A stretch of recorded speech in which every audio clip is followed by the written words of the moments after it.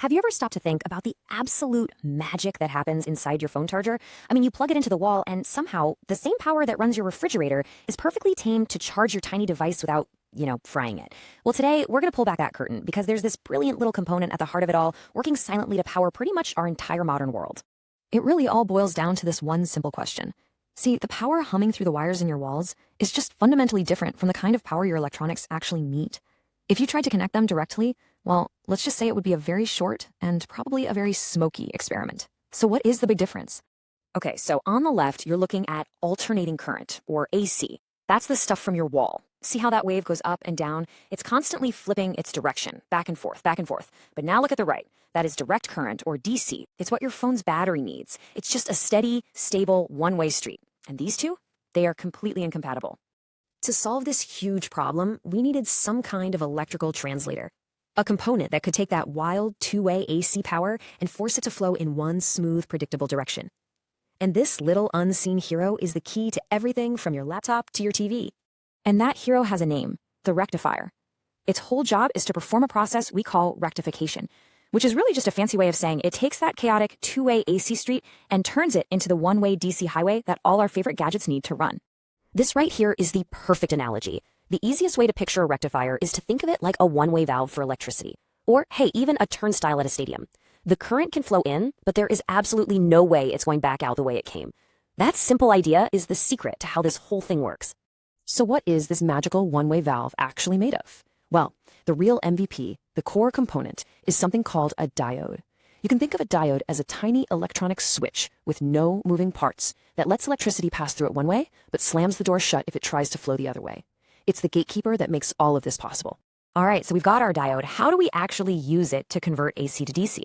Well, the simplest, most basic approach, kind of the version 1.0, is what we call the half-wave rectifier. It was the first, most logical step. And here's the basic circuit diagram. It's beautifully simple. On the far left, you've got the AC power coming in. It goes through a transformer, usually to lower the voltage, and then it hits our star player, that one single diode. After that, the power goes to the load, which is just whatever device you're trying to power. Super straightforward. And this shows you exactly what that one little diode does. On the left is the full AC wave, right? You've got the positive humps on top and the negative ones on the bottom. Now look at the output on the right. The diode lets all the positive parts sail right on through, but it completely chops off the entire negative half. It's working. But I bet you can already spot the problem, can't you? Yeah, the problem is pretty glaring. By just blocking that entire negative half of the cycle, we are literally throwing away 50% of the power that's available. It's like building a windmill that only spins when the wind blows from the north. It's just incredibly wasteful. There had to be a better way. And of course, there was. Engineers came up with a much more elegant, much more clever solution that was designed to use the entire AC waveform. And that is the full wave rectifier.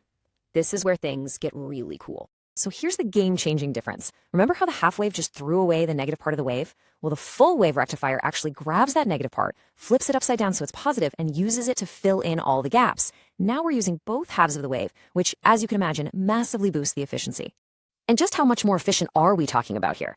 Well, the maximum theoretical efficiency for a full wave rectifier jumps all the way up to about 81%. That is a huge improvement over the half wave design.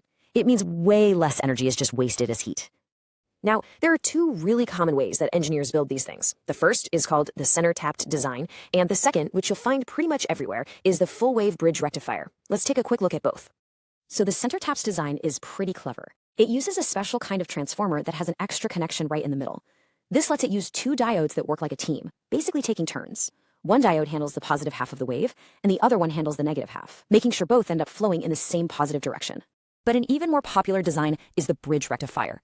Instead of needing a special transformer, this one uses four diodes arranged in this kind of diamond shape. This setup is like a sophisticated traffic directing system for electricity. It automatically channels the current the right way, no matter which way the AC input is flowing. This design is compact, it's efficient, and it's in countless power supplies you use every day. Okay, so we've totally mastered converting AC to a steady DC. But what if we need to adjust the amount of power we're getting? What if we don't just want a fixed output, but a variable one? This brings us to the next level of finesse, controlled rectification. So all the rectifiers we've looked at so far are what we'd call uncontrolled. They use simple diodes, which means for a specific AC input, you get a specific fixed DC output. But controlled rectifiers, they're different. They use special components that are kind of like diodes, but with an on switch. And by controlling exactly when you flip that switch during each wave, you can precisely control how much power gets through. It's like having a dimmer switch for DC power. And what does that control really give us?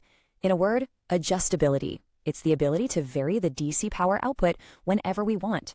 And this is absolutely critical for things like controlling the speed of a motor, dimming powerful lights, or for heavy industrial equipment that needs really precise power management.